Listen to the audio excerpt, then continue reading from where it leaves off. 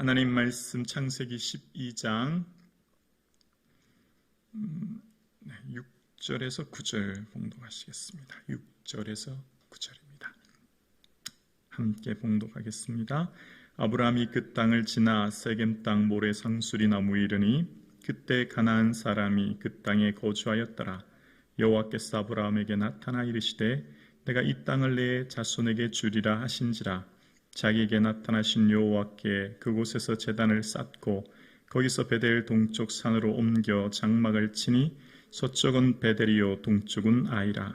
그가 그곳에서 여호와께 제단을 쌓고 여호와 이름을 부르더니 점점 남방으로 옮겨 갔더라.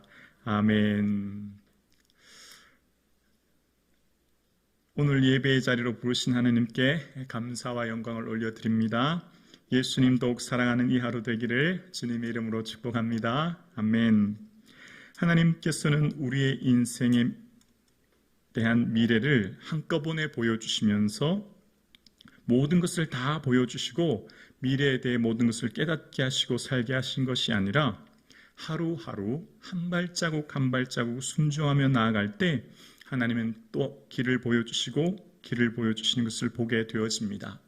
하나님의 말씀에 순종할 때 한 걸음 한 걸음 나아갈 때 하루하루 말씀을 주시는 하나님을 보게 되어집니다. 그러니까 아브라함에게 처음에 부르셨을 때 아브라함아 너 지금부터 25년 뒤에 아들 낳을 거야. 그리고 너는 175세 열조의 뒤로 돌아갈 거야. 그리고 너 기근이 있어 이런 일이 있을 애굽으로 갈 거야. 뭐 이런 자세한 얘기가 없지요. 부르심에 순종해서 하란에서 떠나 오늘 가나안 땅에 도착하게 되었습니다. 하나님께서는 한 발자국 한 발자국 하루하루 마치 일용할 양식처럼 매일의 양식을 우리에게 주시고 매일의 말씀을 먹게 하심으로 하나님의 길을 인도하시는 것을 보게 되어요. 아브라함이 그렇습니다. 오늘 본문 7절에 보면 7절에 여호와께서 아브라함에게 나타나 이르시되 내가 이 땅을 내 자손에게 주리라 하신지라. 아멘. 언제 얘기하셨죠? 지난번 하란에서 떠날 때 아브라함아 너 본토 친척 아버지 집을 떠나야 돼 라고 하셨고 이제 오늘 드디어 마침내 가나안 땅에 도착했더니 오늘 다시 말씀하시는 하나님 아브라함아 이 땅 내 자손에게 줄 거야 라고 말씀하십니다. 하나님은 우리에게 하루치의 말씀을 주시는 거예요. 10년치의 말씀, 100년치의 말씀이 아닌 거죠. 하나님은 그날의 길을 열어주시는 거예요. 주의 말씀은 내 발에 등이요. 여기서 등이라는 의미는 뿌연 등이라는 뜻이에요. 발등만 겨우 비추는 등이라는 의미예요. 그러니까 우리가 믿음으로 살아간다고 하는 것은 하나님의 말씀을 매일매일 듣고 묵상하고 받음으로 그날에 주실 하나님의 인도하심을 받는 삶을 살아가게 되는 것이죠. 그렇게 매일매일 하나님의 말씀을 사모하고 나아갈 때 하나님의 순종하며 한 걸음 내디딜 때 또 한 걸음 앞길을 열어주시는 하나님을 발견하게 되어집니다. 사랑하는 성도님 매일의 삶에 주의 말씀을 묵상하며 말씀 따라 살아갈 수 있기를 주의 이름으로 축복합니다. 그럴 때 하나님 우리에게 말씀해 주시고 이 땅을 내 자손에게 줄 거야. 무슨 말이죠? 염려하지 말라는 거죠. 너 지금 가나안 땅에 있는 원주민 때문에 염려되니 걱정하지 마. 내가 이 땅 너뿐만 아니라 내 자손에게 줄 거야 라고 하시면서 너는 하나님 말씀만 이것만 잘 믿고 기억하라는 것이죠. 우리가 인생을 살다가 보면 믿음으로 말씀으로 살아가며 한 발자국 한 발자국 걸어가는데 문제와 어려움이 여전히 우리를 감싸고 사방을 뒤덮는 것을 보게 되어집니다. 새해가 일주일이 지났습니다. 새해 복 많이 받으십시오. 새해가 일주일이 지났는데 여전히 우리 앞에 삶의 문제와 어려움이 있는 것을 보게 되어집니다. 그럴 때 염려하지 말고 말씀 붙들고 주님께 의탁하고 한 걸음 한 걸음 나아갈 수 있기를 주의 이름으로 축원합니다. 하나님께서 하신 그 말씀을 듣고 아브라함의 한 첫 번째 반응, 아브라함이 인생의 가장 중요한 인생의 중심이며 가장 우선순위는 무엇일까요? 바로 예배였습니다. 7절 후반절에 보면 자기에게 나타나신 여호와께 그곳에서 제단을 쌓고 라고 이야기합니다. 아브라함은 지금 그곳에 누가 살고 있죠? 가나안이 살고 있습니다. 그러면 자신의 가족과 재산이라고 할 수 있는 가축을 지키기 위해 성을 쌓였죠. 성을 적들이 공격하지 못하도록, 혹은 내 살 집을 먼저 지어야지요. 그런데 텐트, 장막도 이 다음 구절에 나와요. 집보다 더 먼저 뭘 했다고요? 예배를 드렸다는 거예요. 제단을 쌓았다는 거예요. 아브라함의 인생에 있어서 가장 최우선순위는 하나님께 예배하는 삶이었고, 그는 자신의 힘으로 내 생명과 자녀들 재산을 지키기 위해 성을 쌓거나 혹은 내가 편안하게 쉴 공간인 장막을 먼저 만든 게 아니었습니다. 아브라함의 인생의 가장 최우선순위는 하나님을 예배하는 것이었습니다. 사랑하는 성도님, 믿음의 삶은 무엇일까요? 믿음은 무엇으로 드러날까요? 그 사람이 하나님을 예배하는 삶을 보면 알게 되어요. 예배는 곧 그 사람의 믿음을 보여주는 것이죠. 사랑하는 성도님, 새해가 되었습니다. 해야 될 일이 많습니다. 얼마나 분주하고 바쁘게 살아가십니까? 그러나 예배의 제단을 가장 먼저 쌓는 저와 여러분 되기를 주의 이름으로 축원합니다. 아브라함의 삶의 예배는 가장 우선적인 것이었습니다. 가장 우선적인 것이 예배였지요. 아브라함은 절망적인 순간 가나안 땅에 도착해 보니 가나안 원주민이 살고 있었죠. 이후에 보면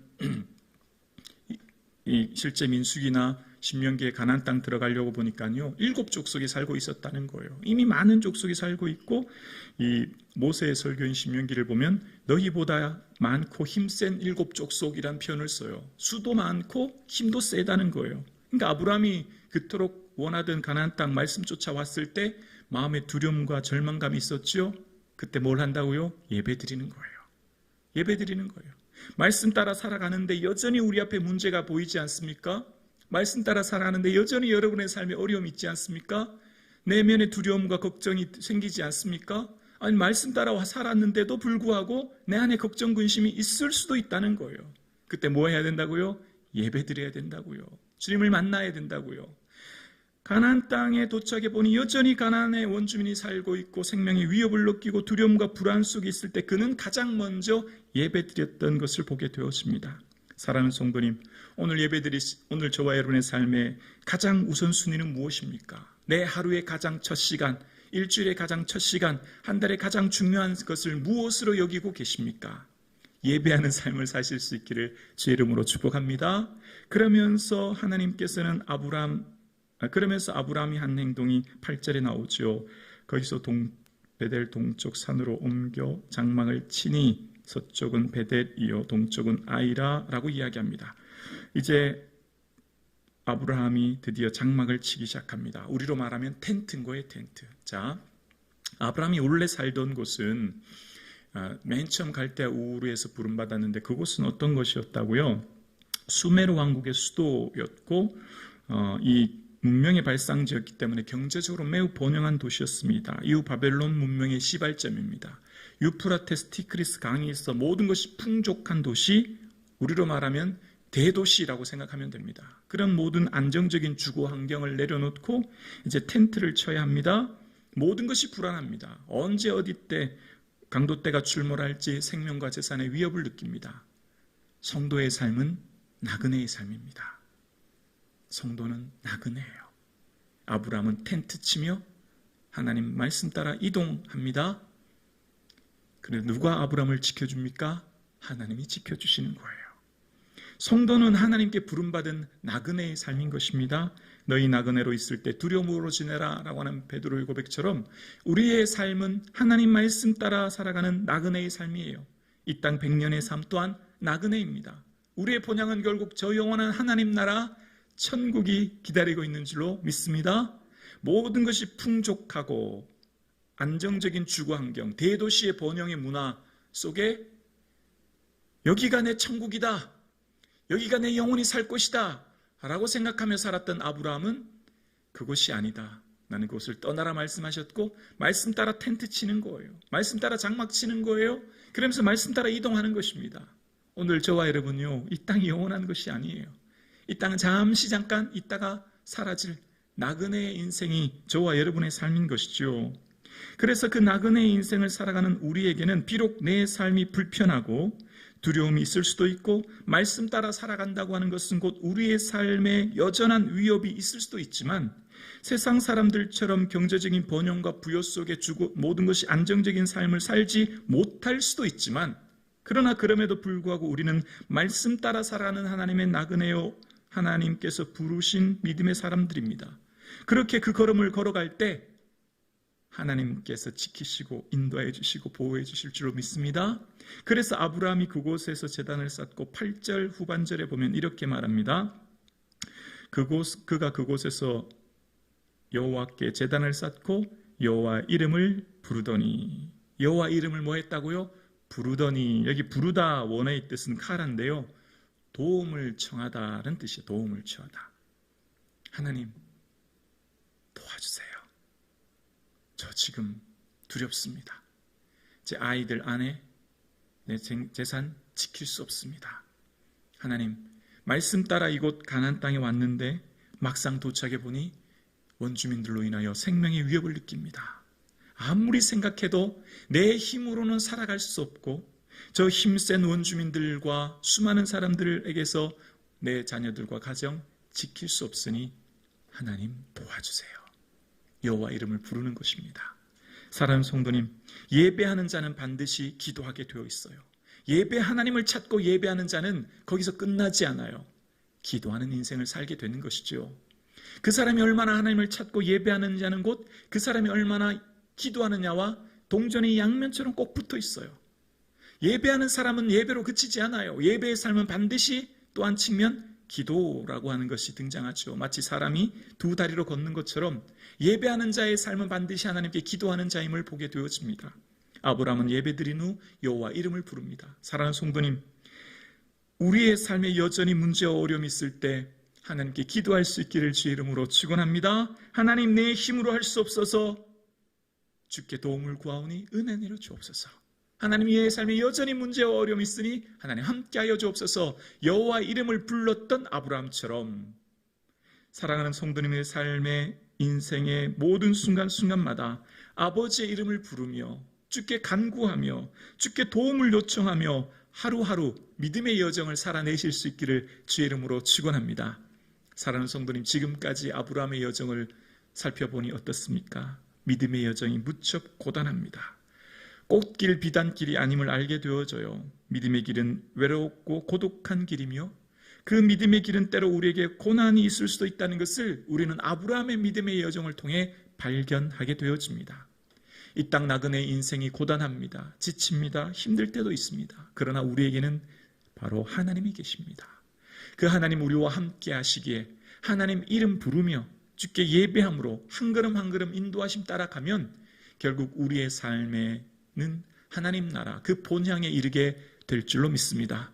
사랑하는 성도님, 새해가 벌써 일주일이나 지났습니다. 얼마나 시간이 빨리 가는지 모릅니다.